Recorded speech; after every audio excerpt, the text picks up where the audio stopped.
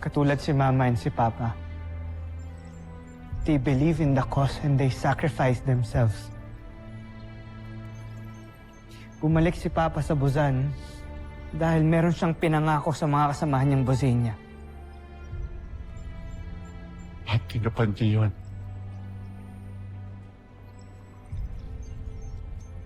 Kahit alam ni Rodgan na nangangarib ang kanyang buhay, hindi siya tumigil sa pakikipaglaban. Pinalakas niya ang rebelyon laban sa aming emperador. Dahil sa inyong ama, nagkaroon ng pag-asa ang mga alipin. Isang karangalan ko ang makilala at lumaban sa tabi ng inyong ama.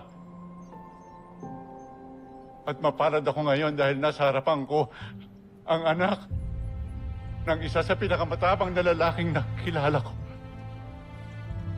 Gayun na rin ang makilala ko ang kanyang mga kasamahan. Nasa amin ang karangalan